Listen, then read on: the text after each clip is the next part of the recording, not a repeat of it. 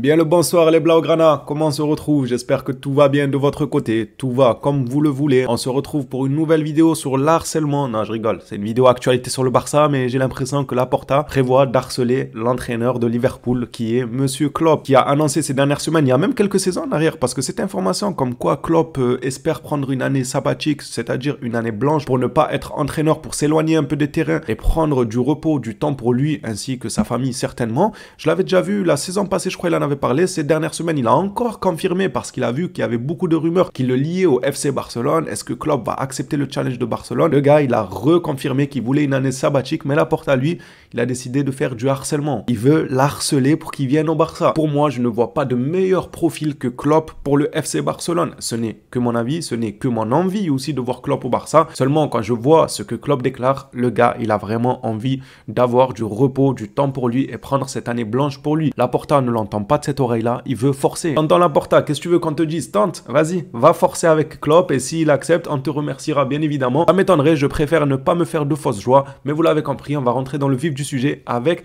ce communiqué-là qui nous vient du journal AS. Laporta prévoit de prendre contact avec Klopp dans les semaines à venir. Selon les dernières nouvelles, le président du FC Barcelone en a rien à foutre de ce que Klopp espère avoir. L'année sabbatique, l'année blanche, l'année rouge, ouvert, il en a rien à foutre Laporta, il va quand même le contacter. Bien évidemment, ce n'est pas dans le communiqué, ça c'est moi qui l'a rajouté. J'espère que Klopp reviendra sur sa décision de prendre une année blanche et deviendra l'entraîneur du Barça, ça serait juste magnifique. Mais en ce moment, le nom qui ressort le plus, ça reste bien évidemment Hansi Flick. On va maintenant ouvrir une grosse page mercato, surtout sur les départs ainsi que certaines pépites suivies par le FC Barcelone qui apparemment vont aller dans d'autres clubs. Je ne parle pas de Bergval, mais bien de Savio cette fois-ci. On va commencer par celle-ci. Barcelone s'efforce de protéger tous les jeunes joueurs qui intègrent l'équipe première. Le club travaille déjà à la prolongation des contrats de Pau Cubarsí, joueur très courtisé en PL depuis un certain moment. Hector Fort ou encore Marc Bernal. Le Hector là, moi il me plaît bien. Bon, tous ils me plaisent, on va pas se mentir. Cubarsí aussi, je lui vois beaucoup de qualité. Mais Hector, je trouve qu'il a ce petit quelque chose. Je suis content que le Barça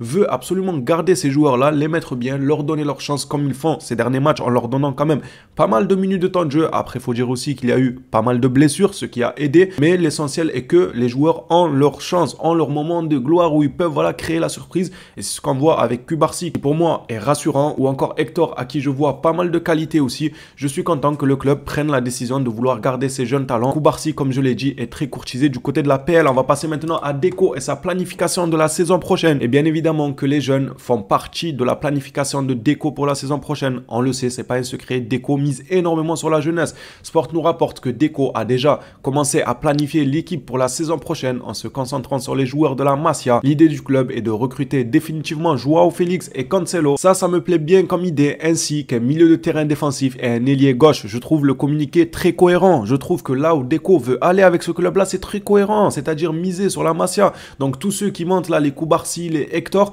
en plus de ça, essayer de signer Félix, Cancelo, ainsi qu'un milieu de terrain défensif et un ailier gauche. On a déjà un nouvel arrivant en attaque qui se nomme Vitor Roque, qui est arrivé tout fraîchement du Brésil, jeune talent aussi. Franchement, je trouve les plans de Deco, si c'est vraiment le cas, comme Sport nous l'annonce, très cohérent. Je suis totalement d'accord de A à Z. Dites-moi vous de votre côté dans les commentaires, est-ce que vous êtes d'accord avec la planification de la saison prochaine de Deco, ou vous trouvez qu'il manque un petit quelque chose ou une petite recrue en plus? Moi, ce que je vois décrit là, selon les déclarations de Sport, bien évidemment, c'est à prendre avec des pincettes, encore rien d'officiel. Je trouve ça très cohérent et très logique. Toujours avec la fenêtre Mercato, Savio, jeune talent suivi par le FC Barcelone, jusque-là a décidé de rejoindre Manchester City. Fabrizio Romano nous rapporte que Savio rejoindra Manchester City cet été. Pour rappel, le Barça le voulait pour se renforcer sur le côté gauche. Malheureusement pour le Barça, après je pense que niveau prix ça aurait pu être compliqué un Savio parce qu'il est très prometteur et très courtisé. En plus de ça, il joue dans un club, je sais plus comment on dit ça, je crois franchise, une franchise de Manchester City. Donc croyez-moi que le club de Savio a plus de facilité pour négocier avec City. En gros là, City, ils ont négocié avec eux-mêmes. Ils ont envoyé leur négociateur. Leur négociateur, il est rentré dans le bureau. Pour ceux qui savent pas, renseignez-vous sur le club de Savio. Il y a une histoire d'appartenance au City Group Football, je sais pas quoi, ils ont créé un groupe où ils ont plusieurs clubs. Bref, tout ça pour dire que je vois bien la négociation où le négociateur de City, il rentre dans le bureau. Il y a deux chaises, elles sont vides. Du coup, il s'assoit sur une chaise et il dit bonjour, j'aimerais négocier pour Savio. Ensuite, il se rassoit sur la deuxième chaise en face et il dit oui, alors qu'est-ce que vous proposez? Ensuite, il se lève, il se rassoit sur l'autre chaise, il dit alors nous, on propose ça. Voilà, c'est un seul, c'est un seul négociateur de City qui a négocié parce que pour ce joueur-là. En réalité, c'est City qui a négocié avec City du coup, parce que c'est une passerelle. Il y a pas mal de clubs qui commencent à faire ça, installer des petites passerelles à gauche, à droite, acquérir des petits clubs, histoire de faire passer quelques jours. Ah, je vois beaucoup de vis là-dedans. Ils sont malins, franchement, ils sont malins en termes de business, parce que ça leur permet de signer des joueurs en contournant les règles, en quelque sorte, en le signant dans leur petite franchise, dans leur petit club, pour que ensuite, une fois qu'il devient un grand joueur, il passe dans leur grand club. C'est pas mal comme technique, moi j'apprécie pas mal, même s'il y en a qui diraient que c'est de la concurrence déloyale, mais que voulez-vous? L'argent règne depuis des années dans le monde du football, c'est pas nouveau, mais bon, c'est bien marrant que Manchester City a négocié avec Manchester City pour s'attacher les services de Savio. J'espère que vous avez compris un peu ce que j'ai essayé d'expliquer. Bon, c'était pas si compliqué que ça non plus, suffit de brancher quelques neurones. Je vous promets qu'il y avait rien de compliqué. Passons maintenant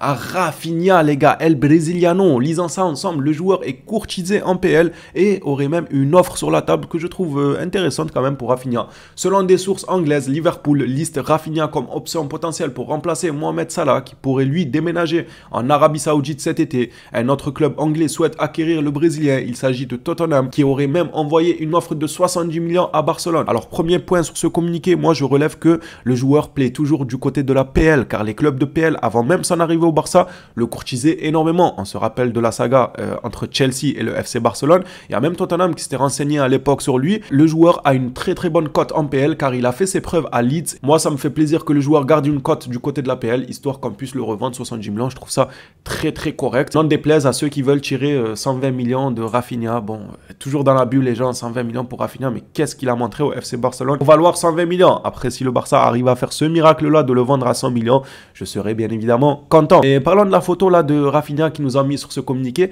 Quand je vois la photo, franchement, j'ai l'impression de voir Neymar, Ronaldinho, alors que le gars, c'est Ronald zéro. C'est fou comment une photo, elle peut dégager du talent, mais quand tu vois le joueur sur le terrain, il dégage rien du tout. On dirait qu'il joue en talent, à la limite. Mais ouais, peut-être qu'il joue en talent, il a pas l'air à l'aise, il arrive pas à éliminer des gens, c'est peut-être ça, faut vérifier. Ça se trouve sous ses crampons, il a des talents de 10 cm, j'en sais rien. Bref, passons à la suite. Pour conclure cette vidéo actualité, on va conclure par le dossier Araujo qui fait encore parler. Sport nous rapporte que Barcelone souhaite renouveler le contrat d'Araujo et améliorer son salaire. Si un accord n'est pas trouvé avec lui, il pourrait être vendu dès cet été. Encore et toujours avec Sport sur le dossier Araujo, on dit toujours au club qu'Araujo est intouchable. Je le rappelle que Deco hier a déclaré que c'était le cœur de l'équipe, Araujo et Frenkie de Jong, mais la vérité est que l'on prête attention aux informations venant d'Allemagne qui disent que le Bayern est prêt à faire une grosse offre pour lui. Bon, je sais pas quoi en penser, je sais pas, parce que ça me paraîtrait logique que le Barça prête une attention quand même au club d'Allemagne, le Bayern Munich, pour voir quelle offre ils feront, étant donné que le fair play financier nous bloque. Si maintenant ils viennent avec un 120-130 millions, je peux comprendre que le Barça aura la tête qui tourne pour un défenseur 120-130 millions. Il me semble de mémoire que ça s'est jamais fait. Je crois le plus cher c'était qui? Celui qui est parti à CJ là, Guardiola, quelque chose comme ça, qui avait coûté aux alentours de 90 millions. Je sais plus, c'est lui ou c'est Maguire. Bref, vous m'avez compris. Et je n'ai pas en tête un défenseur qui a coûté 120 millions pour l'instant. Ça peut faire tourner des têtes, bien évidemment, même au Barça. Mais comme l'a rappelé hier Deco, ça reste le cœur de l'équipe. Tu peux pas te séparer d'Araujo quand même. C'est notre Araujo à nous. Sport finit par nous dire que Christensen et Koundé pourraient également être convoités sur le marché en été. Cette belle photo que vous voyez là, qui nous en fait plaisir l'année dernière défensivement parlant, ils étaient hyper solides, la BAC. On les appelait la BAC, les gars. C'était une défense qui faisait des interventions musclées, qui faisait des bavures. Ils n'hésitaient pas à cogner. Ils étaient super solides la saison dernière. Malheureusement, à la fin de la saison, cette défense-là pourrait être décimée. On pourrait les séparer, notamment peut-être une vente de Koundé, Christensen ou Araujo. On suivra ça de près. Moi, je pense que ce sera plutôt Christensen qui sera visé et peut-être même Koundé. À voir. J'espère en tout cas que Araujo, lui, ne sera pas touché. Et même les deux autres, moi, je les aime bien. Personnellement, j'aime bien cette défense-là. Ça me ferait un petit quelque chose quand même de perdre l'un de ces défenseurs-là. Les Blaugrana, je vous donne la parole dans l'espace commentaire pour me dire qu'est-ce que vous en pensez de tout ça. Quel défenseur aimeriez-vous voir partir du FC Barcelone? Ou au contraire, quel défenseur vous aimeriez qui reste du côté du Barça? Au plaisir de vous lire dans les commentaires. On s'attrape à la prochaine vidéo sur le Barça. D'ici là, prenez soin de vous les phénomènes.